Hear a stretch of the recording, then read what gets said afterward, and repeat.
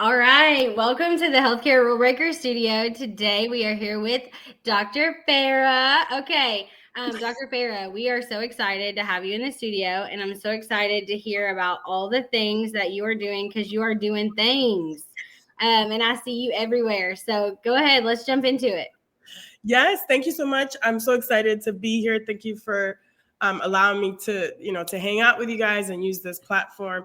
So in short, I've been a nurse for like 20 years, started my career in Canada.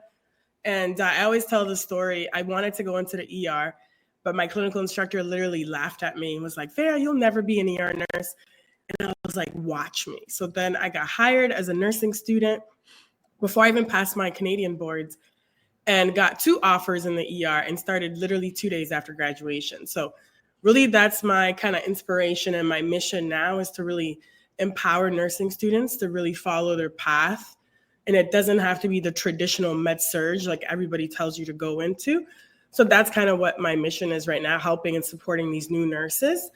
And then really fast forward, I went into education after doing travel nursing for like 13 years. Moved to New York City, was a clinical instructor because I said I was going to inspire nurses and be like a fun educator and like really, create a safe psychological environment and like learning environment for them. And then I went into some leadership roles, up to the director of education, even associate dean in academia. So I've kind of seen a little bit of everything, worked in multiple states. And then I decided to launch my business 3 years ago as a nurse career coach and speaker. And I love talking about all things entrepreneurship for nurses because I help nurses also start up their businesses if they're interested. And then again, career guidance, personal branding, all that great stuff. And then I have my own podcast as well, like you guys. So the Nursing Dose with Farah. Okay. So I'm so excited to be here and like get into this conversation. Oh, me too. Say it again. The Nursing Dose with Farah. Yes. It's on all the platforms. It's on Spotify, and I also stream to YouTube. So all the actually YouTube, my YouTube channel has all the episodes on there. Yep. I love this. So can I just say, first of all, can you help us understand what is a nurse career coach? I see a lot of that out there, and people go to this course, go to that, but I'm seeing you as a lead voice in this. What does it actually mean? Right. So for me, when I first started about 3 years ago, there wasn't a lot of nurse career coaches out there. So what I saw was kind of career strategists and just generalists kind of helping people with resume building and interviews and things like that. So then I decided, because naturally I always kind of fell into the role of always supporting new nurses, helping them like get into nursing schools, helping with their resume interview skills. And then I was like, well, I could just do this as a business, right? And just start my own business. But what I found out when I first started, it wasn't just the technical skills of how to do a resume and how to do interviewing skills. A lot of these nurses lacked a lot of confidence, especially, senior nursing students, because they're always kind of told you're not kind of good enough or you're not worthy to go into specific specialty areas. And because of my background, what they told me when I was a senior nurse, I said, well, I'm going to help them get into these specialty areas that they really want to get into without them wasting their time. And it's also kind of like indirectly helping retention, because if they're where they want to be, they're not going to leave, and it's not going to be a revolving door for med surg. So I really help them get into things like the OR, the ICU, the ER. And even if they don't want to be in the hospital, I help guide them to like, if they want to go into community nursing or whatever their passion is. And a lot of them are a little bit confused getting out because, nursing school kind of paints kind of one picture for them. So I really want to kind of spread their knowledge as to like the opportunities that there is in nursing, because we do have such a wide variety of things that they can do. So that's kind of what I help them with. And it's really transformational. Like they're so excited when they go into the areas that they want to go into, and they're so grateful and thankful that they don't, waste their time going into something else. Yeah. So the one thing that I think is most impactful for me, just hearing you talk about it, is the individualized approach, right? So like, I mean, sometimes we go to nursing schools and there are 100 students, and you really don't have that individualized opportunity for someone to like talk about what are your skill sets, what are your passions, where do you see that intersecting and intertwining, and how does that transform into a career in nursing? Because we know, like, my gosh, we couldn't even name, like, it would take us, 3 or 4 days to write down all of the potential opportunities there are in this, field that we all love. And so I just think, like, just having that individualized approach for me is just amazing. So I want to jump into a separate conversation, just piggybacking off of something you said when you were introducing yourself. You were talking about branding and brand awareness, which I think is something that you do very well on LinkedIn. Like, I know what you do, why you're doing it, and I can see that very clearly in what you're sharing on your social media. So for me, I love talking about personal branding, especially when we're trying to change the narrative when it comes to nursing leadership and nursing, right, as a profession as a whole. We know that, in just different sectors of social media, we see the negative and we see a lot of the challenges that our profession has, but I do see you highlighting like the true impact and how you are building these nurses up to be able to come in and like care for people, because that's our role. But I really would like to hear more about like how do you help, or what would you share with people if they're looking at enhancing their brand either within a health system or building their business as a nurse? Yeah, so this is a great question. I love the personal branding aspect of nursing because a lot of nurses don't realize that they do have a brand and that they are the brand. And I didn't know this too in the beginning when I first started. Actually had a performance evaluation once. It was like a nurse manager that had just gotten to this nurse manager role in the ER. And later on, she kind of came up to me. She's like, Farah, you know what? I think you should really work on your brand. And I'm like, what is she talking about? Right. I'm like, I'm in the ER, like so focused, there's like traumas coming in. So a few years later, when I started this business, I started to do a lot of research about personal branding. I follow people like Gary Vee and the Hermosis and all that type of stuff. And then I was thinking about it, and really branding, when you're thinking about personal branding, it's different than a company, right? A company such as like Nike or Adidas, they have millions of dollars to spend on actually advertising and branding and marketing. So people actually confuse personal branding with marketing. It's very different. Really, the personal brand is like really your values, what you stand for, and it's really just you, right? It has nothing to do with really logos, things like that. So there's two parts to it. Let's say I'll start with like if you're an actual nurse in a hospital setting, or you want to advance your professional career, and then I'll talk about from a nurse entrepreneur standpoint. So if you're a nurse and you want to advance, whether you're a leader, whatever it is, whatever position you're in, you really need to realize that people are watching, right? And visibility is what's going to advance you in your career. So most people think, like I used to think, that work performance is really what brings you ahead in your professional advancement. And it's completely wrong. So there's this pie chart by Harvey Coleman. He wrote a book. I forgot the name of the book, but he talks about professional advancement. And in the pie chart, 10% of actually the professional advancement comes from work performance. Only 10%.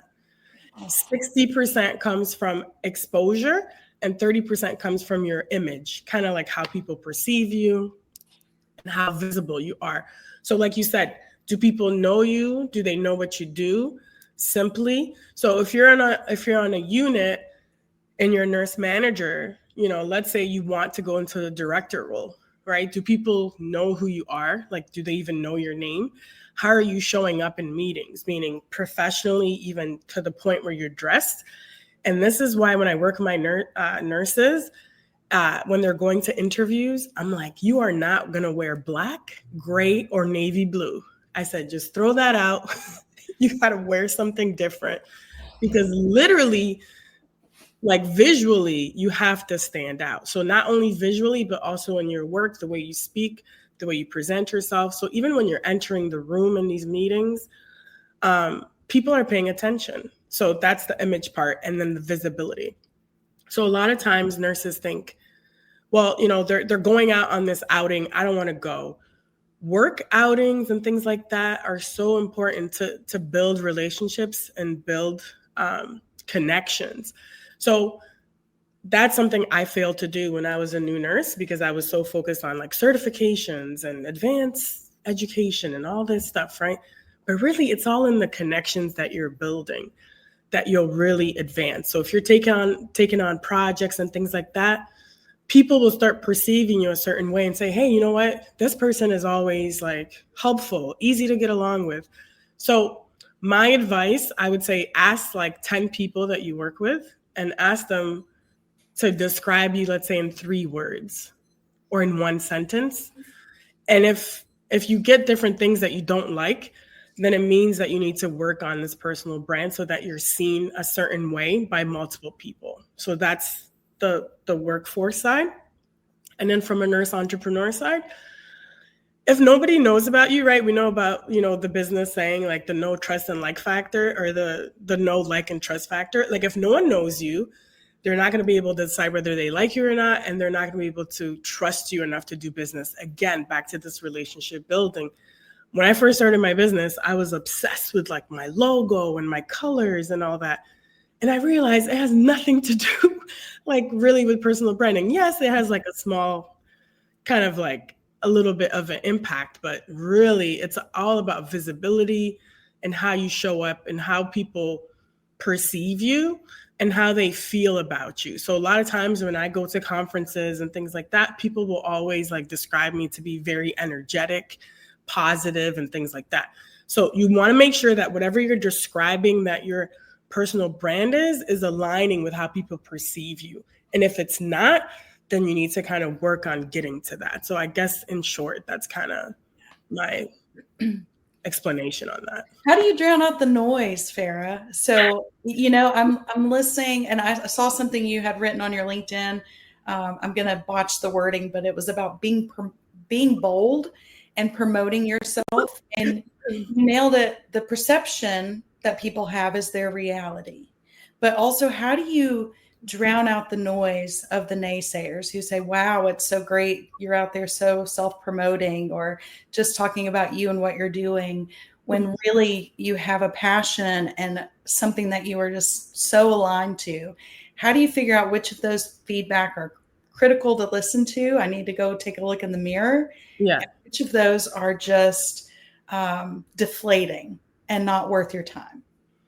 Yeah, so I think just bringing it back down to just nursing school and just our profession, right? Nursing. The reason we go into nursing is to really help people. And it's a real like selfless type profession, right? We're helping people. And it's like we're almost taught like not to talk about money. Money is like another conversation, but like it's like, well, you're helping people. Like, so why do you care what salary you make? Like, you can't go into nursing for the money. True. But you also need to be able to build a sustainable living and, to continue, right? So it is important, right? So I think that perception and mindset is very important, not only as a nurse trying to build up your career, but also if you're a nurse entrepreneur, you need to realize that you're building your own brand, you're self-promoting for the betterment of yourself and kind of others. So early on, like I didn't even have a LinkedIn profile picture because I was like, oh, I don't want to put a picture up. I never used LinkedIn. I never posted because I was really afraid of judgment of like what my employer would think, what other people would think. So I think really the older you get, right, you realize that it doesn't matter what people say or think. And the closer that you get into your alignment, into your purpose and your mission, and you realize it's bigger than just you, then you're like, I don't really care. And there's this video clip of Deion Sanders, and he talks about confidence a lot and things like that.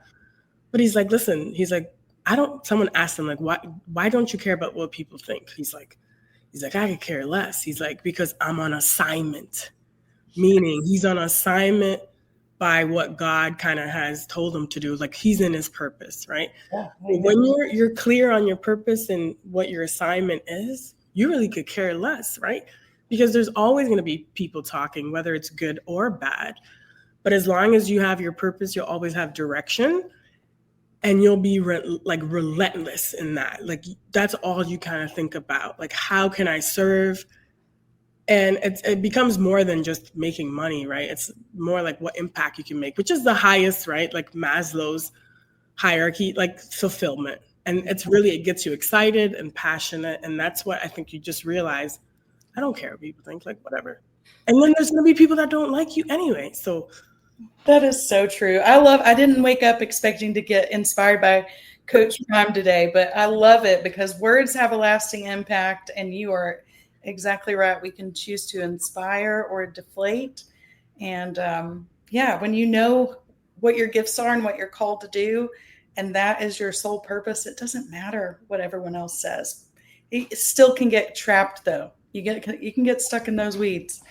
Right. But you're going to have like your tribe. You're either for people or you're not. And that's what you need to realize. And then also in entrepreneurship, as you both know, right, you're going to attract a certain type of individual. And I had to learn this early on. I don't want to work with everybody because not everybody is for me, right? So you want to qualify your leads so that you don't waste time, and that you're serving people that have the same kind of values as you do. Okay, so I think that is a very powerful statement personally, because I do think that it is very hard to know, like, I think it goes back to the same thing as far as like choosing the right job, right? Just as simple as like what you're offering already and like coaching people into the job that aligns with their passion. You cannot and maybe will not do business with everybody. Just like you cannot and will not accept every position that's offered to you because it may no longer serve you and your purpose and your mission and your vision and what aligns with you. And I just want to call out, like, we've had multiple conversations with people. And I think the one thing that I hear as a theme is that the one thing we do well and we want to continue to really build upon and help people dive into more is bringing their whole self. Just bring your whole self, your authentic self. And you have to be comfortable in that skin in order to be able to really live out your purpose and those types of things. And I think we have a society where we struggle with just being able to show up as who we are and be bold and be powerful and make our statements and share what we have love for. And that's what makes, the beauty of our nursing profession, right? Like, we're all a little different. We all love different things. We all have different reasons why we show up every day. And being able to bring that forward in who you are every day is really so impactful and really will be what I think changes the world, right? And how you can build those like actual core relationships with people. And that's a big part of that personal branding message that I think you shared. So I do want to thank you for that. So Farah, you're on the Healthcare Rule Breakers podcast, and we have one question that we ask everyone. So if you could break any rule in healthcare, what's it going to be? So really, I probably would say nursing students, right? I think the curriculum needs to definitely be transformed altogether, kind of all across, not just within the US or Canada, but I think globally, to really eliminate things that are not practical. Like, for example, we talk about nursing history. Yes, it's important, but like, how long are we going to be talking about flow for? Like, she dropped the bomb this morning. She's dropping bombs on us. Like, let's minimize that and put like exactly what's relevant out there, right? Like relevant issues. Like, we keep talking about things like women's health, right? All these inequalities and like statistics and things, but like, what are we actually doing to make that impact, right? And I want to be able to help nursing students with that curriculum understand their opportunities. So actually, exciting news. I can't really announce it just yet, but I'm working with the university to really, it's not the nursing department, but it's the whole university, like distance ed. I'm going to be doing a 10-week course on nurse entrepreneurship with that university, because I think it needs to come into the curriculum all across, because nurses, yes, could get their MBA or whatever, but you don't have to. You don't have to get an MBA to start a side hustle or whatever the case is. And I think it needs to be the norm. I know, FSU, I just talked to the dean recently. Them and Rebecca Love and Dr. Wang are going to be doing this AI course, right? Mm-hmm. We need to move a lot faster in academia and also in healthcare to be in alignment with how fast technology is moving, to have nurses at the forefront of innovation, so that it could be more applied more quickly. So not only to improve health outcomes with advocacy, but to make nursing more efficient, so that we're not so behind, right? And then really just challenging nurse leaders to create healthier work environments. I mean, we've been talking about this for years. So that's another area that I think we really need to improve on quickly, because the retention, it's not really, I really believe there's a crisis in retention more so than a shortage. So that's kind of, that's okay. You're talking to your people you're talking to your people today. I mean, we're right behind you. We're there with you for sure. I completely agree. We've talked to someone before, and they were sharing like some very innovative things that were happening at their university. I think it was like UPenn. And how they encourage the nursing students to take courses like in marketing and, other types of like specialties as undergraduates. And I'm like, like, hell yes, like that's exactly what we need to be doing. We need to be infusing this additional knowledge, because whether we like it or not, healthcare is a business. And if nurses aren't taught the business of healthcare and how to inflict upon that, like we're definitely behind. And I say that because I'm also a nurse practitioner. And I think, even in my training, I felt like I got a little bit of a disservice because I wasn't really taught how to own my own practice, even though that's like a general conversation with our physician counterparts. And I'm like, there are plenty of states that have full practice where I can set up and have a practice, but you don't come out of school really feeling like equipped, or that there are an amassed number of people who have where there are opportunities for you to get coaching for how to own your own practice, or resources that talk about, a nurse practitioner led practice. And I think that's just one of those things that transcends into, you talking about having specific entrepreneurship courses, because that should be the minimum at this point. Right. Definitely think I agree with the we're behind on that, and we're right there with you. So I can't wait to hear more about that. So last thing, if someone, number one, I know you have a book that we need to talk about. So hold that up. And then if anyone wanted to catch up with you, they want to talk to you about career coaching, they want to book you as a speaker, they want to talk to you about curriculum, whatever that kind of thing looks like for you, where do they find you? Where are you at? Where do you hang out? What's that look like? Yeah, so I'd say LinkedIn is the number one place where I create the most content and where I'm pretty much on every day. So LinkedIn, and then they can go to my website. It's nursefair.com with one R, nursefair.com. The book is there. They could get the book, Nurses Making Money Moves, A Nurse's Guide to Starting a Business. It's an actual workbook where they can actually go from idea to actually launching and just registering their business, because so many nurses just say they want to do it, but they take too long. I'm like, literally, you can have a business in like a week, like registered, right? I'm like, that's the easiest part to getting started. So this book kind of walks through how to do a lean business plan, like that type of stuff. So they could get that on nursefair.com. And then literally they could just Google me, Farah Laurent, and they'll find me on Google and connect with me that way. So for speaking, same thing. They can go to my website or direct message me on LinkedIn. And then also the Nursing Dose with Farah is the podcast. They can find it on YouTube or Spotify. All right. And we'll drop your links with this podcast, so you all can check there as well to connect with Dr. Farah. Yes, it's such a pleasure talking to you. And I just have to say, you have really, this is truly bold. You are challenging the way, and I work with leaders all the time. And, my good colleague and I, Dr. Dan Weberg, we talk about this a lot, that the leaders are the barrier to the innovation. And you're saying some hard things to hear. You're right. We can't just say you have to go into med surg. You have to do this route. Which is really tough as a leader to say, whoa, whoa, whoa, what would that look like? How does the world reshape? But we are still talking about hand hygiene and we can't get it right. Right. I think honestly, this could be a whole nother conversation, but so I think education in general always gets the short end. They cut in education. They want to shorten nurses' orientation. And that's the biggest problem. We need to support them, and they need to be actual mandated nurse residency programs that are at least 6 months to a year to retain nurses, because you're setting them up for failure.